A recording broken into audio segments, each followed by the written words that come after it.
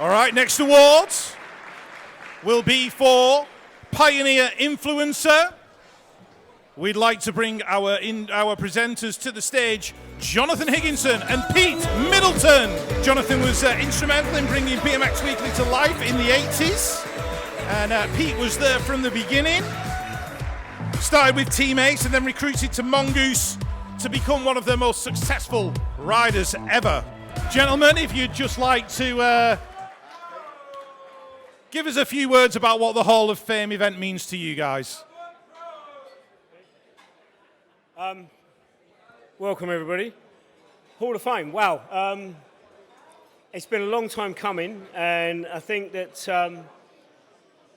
the amount of work that's gone into it and what's going to come out of it and how we move forward with it is just going to be amazing. This is the inaugural event. Yes, there's teething problems. Yes, there are challenges ahead, but I think that the few that have been up and collected their inauguration already should be very, very proud. And those few that are left, it's a very, very unique elite club. I think should all be very, very proud. John?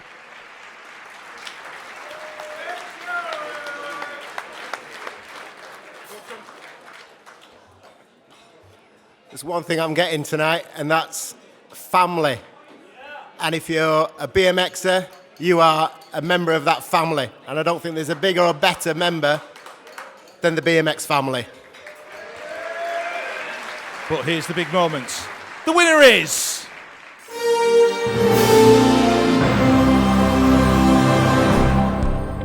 Malcolm and Sue Jarvis are legends of our sport, and for a good reason.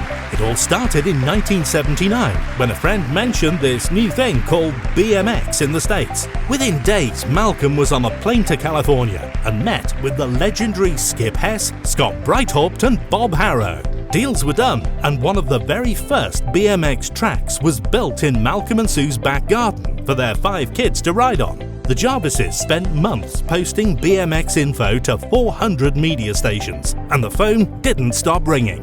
By 1980, Ammaco were bringing in thousands of Mongoose bikes. Sue Jarvis was managing and promoting the Mongoose Factory team, arguably the greatest British BMX team in history, with riders like Andy Ruffell, Tim March, Craig Schofield and Wayne Llewellyn, and dozens of other riders getting their first break on the team. British BMX thanks you, Malcolm and Sue Jarvis, and we're proud to welcome you to the British BMX Hall of Fame. You'd like to make your way to the stage? Malcolm and Sue Jarvis, thank you very much. Come and collect your awards.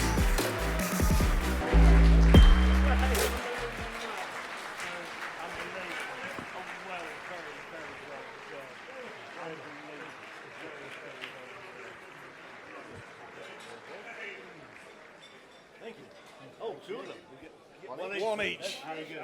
Feel free to pop to the podium, say a few words. Yes, well. Just get pretty close. Get really close. Right, I think a lot of it has already been said, but my thanks would go to all you kids who've grown up to be some very handsome people and lovely adults, but all your parents who used to drive you everywhere was amazing.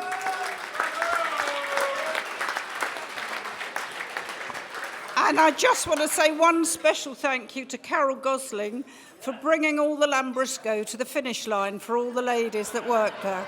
Thank you.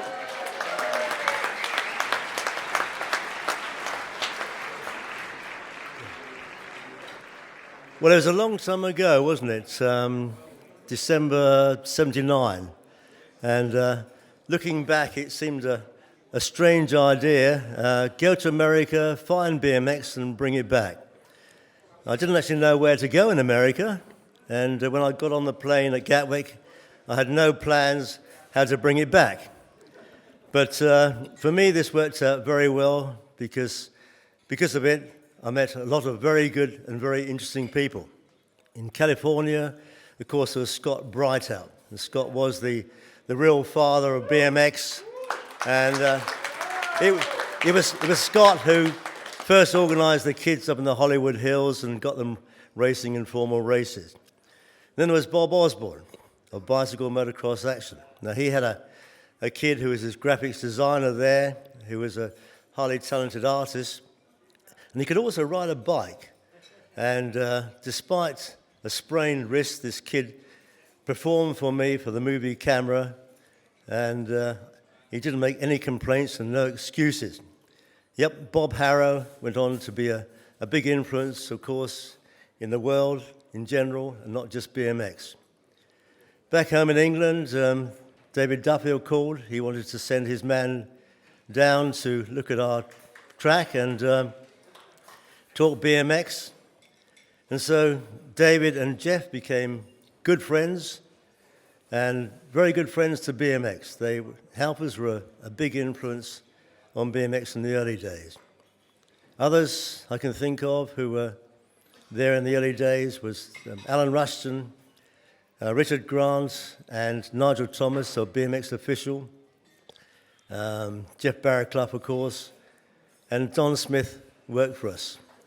But I also want to say that perhaps the best support I had for BMX came from within the family.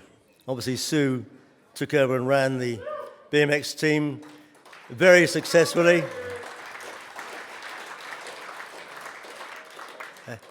And all the kids, Russ, Julian, Alexia, Sam and Holly, really helped with their enthusiasm and cooperation as well from time to time.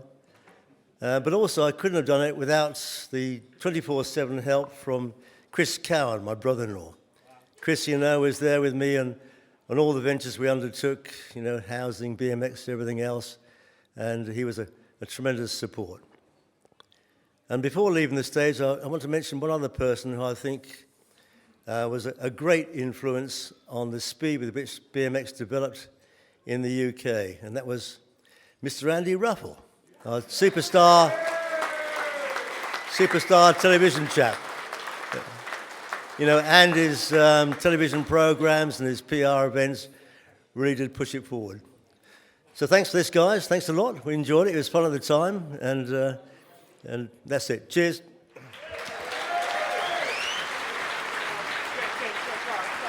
It's not so good right now. Guys, I would like to expand on that. As you can see from this T-shirt, these two people had a massive influence on how I developed as a young man. I was 15 years old when I started BMX racing. Malcolm and Sue, looked after me and the team for a number of years, and the amount of work that these guys put into developing BMX in this country, it needs to be applauded. And I will expand, and I am extremely proud that these two guys have received this award tonight. So, again, thank you very much.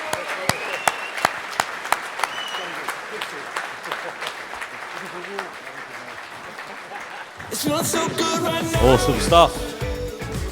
Legends. Absolute legends.